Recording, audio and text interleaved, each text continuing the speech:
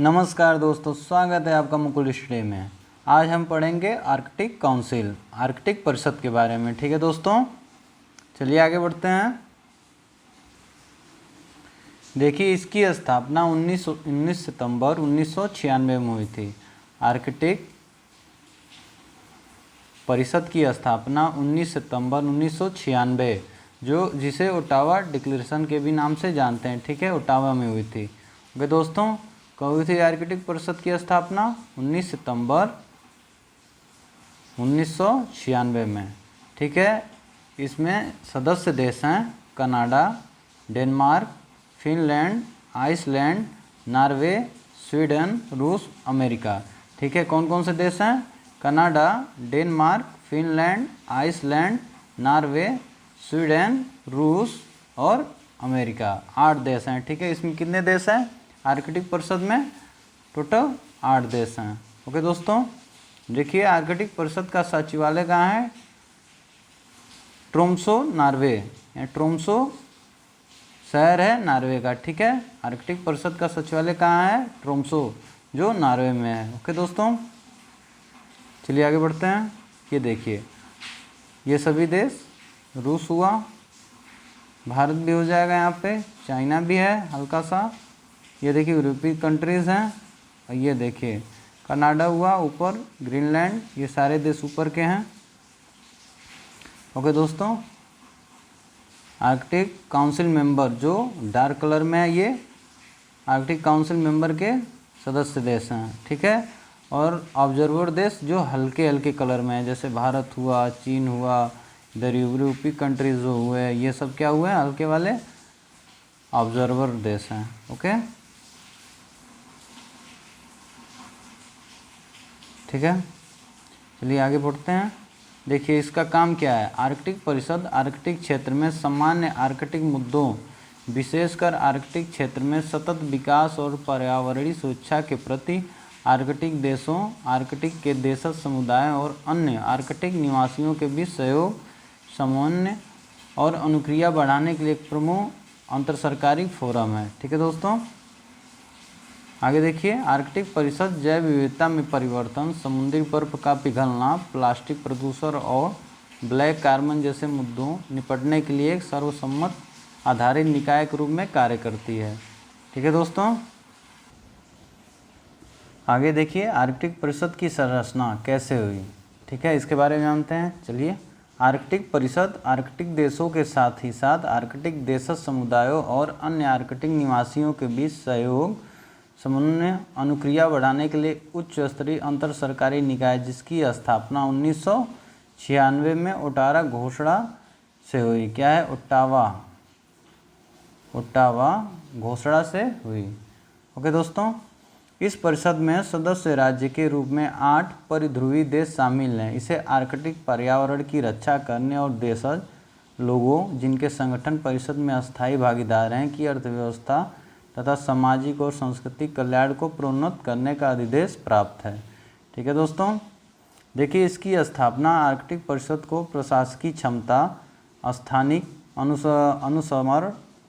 अनुस्मरण, संचार में वृद्धि और इस परिषद की गतिविधियों को सामान्य सहायता प्रदान करने के लिए की गई थी। ओके दोस्तों, चलिए नेक्स्ट है, परिषद में सदस्य तदर्थ पर्यवेक्षक देश, अस्थायी भागीदार शामिल हैं। आर्कटिक परिषद के सदस्य ओटावा घोषणा में कौन कौन से थे? Canada, Denmark, Finland, Iceland, Norway, रूस और स्वीडन और अमेरिका। टोटल कितने देश थे? 8 देश, जो प्रेजेंट टाइम में हैं। आर्कटिक परिषद के पर्यवेक्षक मुख्य रूप से परिषद में कार्यकारी समूह के स्तर पर अपना योगदान देते हैं। उन्हें परिषद में कोई मताधिकार नहीं है। जो पर्यवेक्षक देश हैं, उन्हें परिषद में मताधिकार नहीं दिया गया है कि मताधिकार नहीं कर सकते हैं। ओके दोस्तों, देखिए नेक्स्ट है, मई 2019 तक इन 13 गैर आर्कटिक देशों में पर्यवेक्षक स्तर प्राप्त था, जिसमें जर्मनी 1998 में जुड़ा, नीदरलैंड 98 में, पोलैंड 98, इंग्लैंड 98, फ्रांस 2000 में, स्पेन 2006 में, चीन 2013 में, भारत 2013 में। देखिए क्वेश्चन बनता है, भारत कब आर्कटिक काउंसिल का पर्यवेक्षक देश बना। तो अब क्या बताएंगे 2013 में, इटली भी 2013 में, जापान भी 2013 में, फिर दक्षिण कोरिया 2013 में, सिंगापुर 2013 में तथा स्विट्जरलैंड 2017 में बतौर पर्यवेक्षक देश शामिल हुए थे। इसको याद रखिएगा। टोटल कितने हैं गैर आर्कटिक देश कितने हैं 13, ठीक है, और आर्कटिक देश कितने हैं 8 हैं। देखिए परिषद की क्रियाविधि। परिषद का कार्य मुख्य रूप से 6 कार्यकारी समूहों में किया जाता है, ठीक है, एक एक करके पढ़ते हैं। पहला है आर्कटिक संदूषक कार्रवाई कार्यक्रम, जिसे ACAP के नाम से जानते हैं। इसमें क्या काम है, उत्सर्जनों और अन्य प्रदूषकों के निर्मोचन को घटाने में राष्ट्रीय कार्यों को प्रोत्साहित करने हेतु यह एक दृढ़कारी और सहायक व्यवस्था के रूप में कार्य करती है। ओके दोस्तों, फिर देखिए दूसरा आर्कटिक निगरानी और आकलन कार्यक्रम, इसे AMAP के नाम से जानते हैं। इसका क्या काम है, यह आर्कटिक पर्यावरण, पारिस्थितिकी तंत्र और मानव जनसंख्या की निगरानी करता है, ठीक है, क्या करता है, पारिस्थितिक तंत्र और मानव जनसंख्या की निगरानी करता है और सरकारों को प्रदूषण और जलवायु परिवर्तन के विपरीत प्रभावों से निपटने में सहायता देने के लिए वैज्ञानिक सलाह देता है। ओके दोस्तों, इसको याद कर लीजिएगा अच्छी तरह। ये तीसरा है आर्कटिक वनस्पति और जीव जंतु संरक्षण कार्यक्रम समूह, जिसे CAFF के नाम से जानते हैं। आर्कटिक जैव संसाधनों की संहीनता सुनिश्चित कर यह आर्कटिक जैव विविधता संरक्षण के लिए कार्य करता है। ओके, चलिए नेक्स्ट है, चौथा है आपातकाल निरोध तैयारी और प्रतिक्रिया कार्यकारी समूह EPPR। ओके, ये क्या कहता है, ये इसका काम क्या है, यह दुर्घटनावश अवमुक्त प्रदूषकों या रेडियो न्यूक्लाइड्स के असर या खतरे से आर्कटिक पर्यावरण को बचाने के लिए कार्य करता है, ठीक है। पांचवा है आर्कटिक समुद्री पर्यावरण रक्षा PAME कार्यकारी समूह। देखिए इसका क्या कार्य है, यह आर्कटिक परिषद की गतिविधियों का केंद्र बिंदु है, जो आर्कटिक समुद्री पर्यावरण की रक्षा और उसके संवहनी प्रयोग से संबंधित है, ठीक है। छठा है सतत विकास कार्यकारी समूह, ठीक है, SDWG से इसको जानते हैं। इसका कार्य क्या है, यह आर्कटिक क्षेत्र में संवहनी विकास, समग्र रूप से आर्कटिक समुदायों की दशा में सुधार के लिए कार्य करता है, ठीक है, सस्टेनेबल डेवलपमेंट के लिए कार्य करता है। ओके दोस्तों, देखिए परिषद की कार्य प्रणाली। पहला इसमें आर्कटिक परिषद के आकलन और सिफारिशों की कार्यकारी समूहों द्वारा किए गए विश्लेषण और प्रयासों का परिणाम है।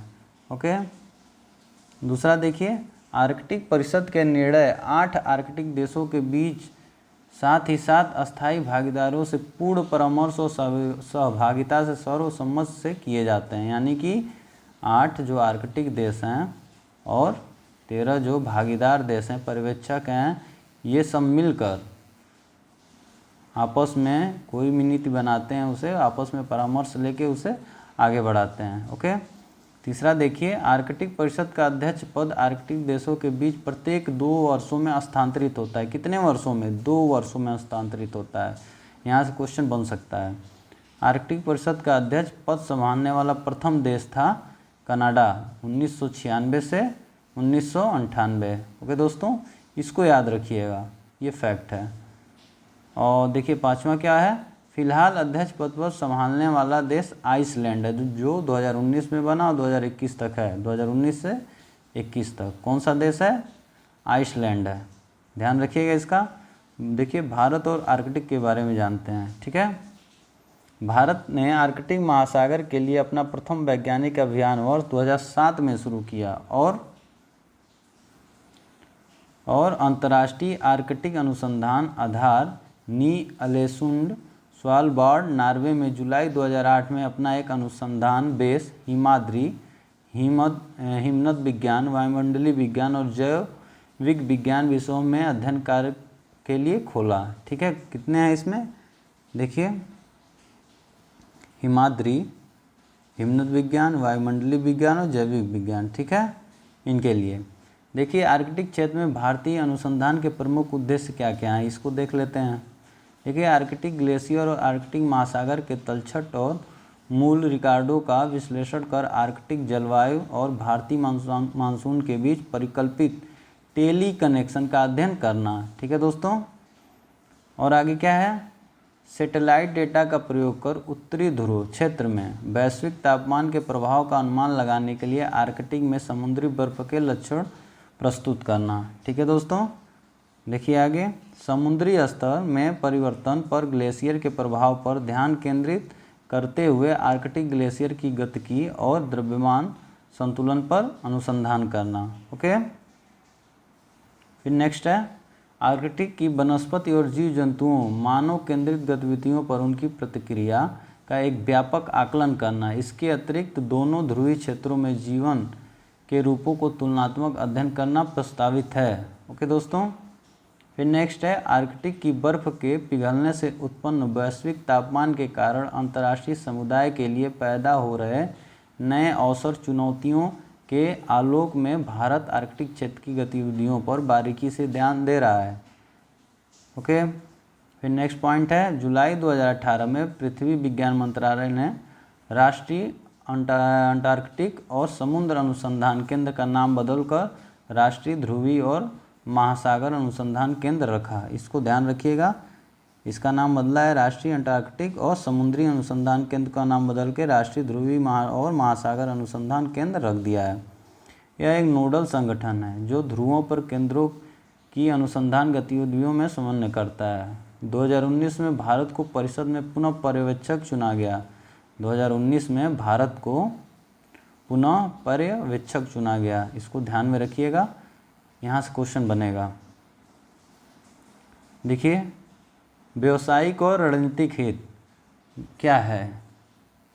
आर्कटिक क्षेत्र खनिजों और तेल तथा गैस के मामले में काफ़ी समृद्ध है। वैश्विक तापमान के कारण आर्कटिक के पिघलने से नए जहाजरानी मार्गों के खुलने की संभावना है जो वर्तमान दूरी को कम कर देगा। ओके। दूसरा, क्षेत्र में मौजूद प्राकृतिक संसाधनों के व्यावसायिक दोहन में दावा करने की उम्मीद से देशों की आर्कटिक होप परियोजना में गतिविधियां जारी हैं। ओके दोस्तों, चलिए ठीक है, ये बहुत इम्पोर्टेंट टॉपिक था, इसका एक बार और रिवाइज कर लीजिएगा आप लोग। ओके दोस्तों, अगर आपको वीडियो अच्छा लगे तो लाइक करें, सब्सक्राइब करें और ज़्यादा से ज़्यादा शेयर करें। अगर दोस्तों आपको किसी और प्रकार का टॉपिक चाहिए, चाहे किसी भी सब्जेक्ट से हो, तो आप कमेंट बॉक्स में कमेंट करके मुझे बता दें, मैं वीडियो आपको अवेलेबल कर दूंगा। ओके दोस्तों, ठीक है, थैंक यू।